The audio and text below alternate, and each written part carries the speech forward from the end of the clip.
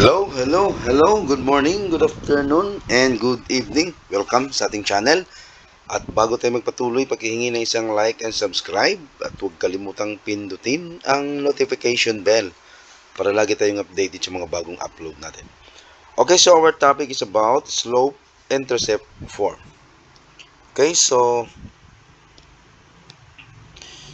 objective natin dito, write an equation in slope-intercept form given a graph or a slope and y-intercept. So, do now. Number 1, find the slope of the line passing through the points x is negative 8, y is negative 5, and x is positive 3, and y is negative 5. Number 2, find the slope of the line passing through the points x is negative 1, y is positive 3, and x is 6, y is negative 2. Okay, so pag-isagot na lang yan at pag-comment na sa comment section yung sagot natin dyan. So, quick review muna tayo. How do you determine the slope? Okay, so from left to right, if it's going up or down, the graph using the slope formula. M equals y sub 2 minus y sub 1 over x sub 2 minus x sub 1. So, what are the 4 different types of slope? First, we have the positive uphill. Kapag going up siya, that is positive. Downhill or going down, that is negative. Okay? Then, kapag 0, flat yung kanilang slope. So, kung undefined, straight down. Okay? Next, what is the difference between rate of change and slope? Rate of change has units, slope has no units. Both are found using independent rise over dependent run. Slope-intercept form. Okay, dito na po tayo. So, slope-intercept form, that is y equals mx plus b. So, yung x natin dito, yung y-intercept, okay, yung slope is m. Okay, tapos yung what is the y-intercept and the slope for each of the equation. Okay, number 1, y equals 3x minus 7. Okay, yung slope is 3. Ito yung m, di ba? Tapos yung y-intercept is negative 7. Ito, yung b. Okay? Next, number 2. Y equals negative 2/3 x plus 6. So, yung slope is negative 2/3. Okay, ito. Ito yung slope or yung m. Yung y-intercept is positive 6. Ito yung b. Number 3, slope is 1/2. Then yung y-intercept is negative 3 over 2. Kasi ano pa natin yan? I-divide natin yan both members of the equation. Okay? By 2. Divide natin yan by 2. Divide natin yan by 2. Divide natin yan by 2. So, that's why nagiging slope dito is 1/2. At saka yung y-intercept is negative 3 over 2. Dito naman kay number 4. 4y minus 2 equals 3x. So, yung sagot natin dyan, yung slope is 3/4. Yung y-intercept is 1/2. Okay? So, i-transpose lang natin ito si negative 2 to the right. So, magiging plus 2 or 3x plus 2. And then, divide natin yan both members of the equation by the coefficient of y, which is 4. So, mag-divide natin 2 by 4. Divide din natin 2 by 4 si 2. So, magiging 1/2 yan. Si 3 over 4 tapos x. Kaya yung slope natin dito is 3/4 at saka yung y-intercept is 1/2. Next, write the equation in slope-intercept form.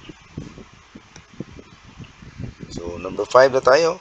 The slope is positive 2, the y-intercept is 5. So, ang instruction dito, we have to write the equation. So, ano yung equation natin dito? If the slope is 2, y is y-intercept is 5. So this is y equals 2x plus 5. The slope is positive 2. Then yung y-intercept is 5. Okay? Next, number 6, the slope is negative 4. Then y-intercept is 0. So therefore, yung equation is y equals negative 4x. Ito yung m or yung slope. Tapos yung y-intercept is 0. So wag mo na isulat yan kasi 0 na yan. Next, number 7. The slope is 1/2. Okay? And the y-intercept is negative 3. So therefore, yung equation is y equals negative pa tayo. Mayroon siyang negative 1/2. So negative 1/2 x then minus 3 yung y-intercept. Okay, mayroong negative dito. Next, the slope is positive 4/3 and the y-intercept is 1/7. So therefore, yung equation is y equals 4/3 times x plus 1/7. Number 9, write an equation to model the total cost y of renting a bike for x hours if the rental cost is $5 plus 1.75 per hour dollars. Okay, $1.75 per hour. So, yung equation is y equals 1.75 x plus 5. Next, write an equation in slope-intercept form. Number 10 na tayo. So, write the equation for this line. Okay, so try to observe the line, yung graph. Okay, then kunin natin yung slope. Yung slope natin is going up, or yung rise natin is positive 3 kasi going up yan. Then yung run is 2 units pa right, so positive din yan. So therefore yung slope is positive 3/2. Okay, next, yung y-intercept or b, that is equal to negative 2. So therefore yung equation is y equals 3/2x minus 2. Number 11, write the equation for this line. Okay, yung slope. So what is the slope? 5 units going up, therefore this is positive. Then 4 units going to the left, so that's negative. Or yung slope natin is negative 5/4. Yung y-intercept is 3. So therefore, yung equation is y equals negative 5/4 times x, or 4x plus 3. Number 12, write the equation for this line. Okay? So tingnan natin yung line, tapos yung slope natin. Hanapin natin yung slope niya. 4 units going up, that is positive. Then 2 units going to the left, that is negative. Or negative 4/2, then i-reduce natin to lowest term. Or divide natin yan. Negative 4 divided by 2. Or 4 divided by negative 2, that is negative 2. Y-intercept natin is positive 1. So, yung equation, negative 2x plus 1. Okay, so yan lang po muna yung topic natin. At maraming salamat sa panonood at pagkikinig.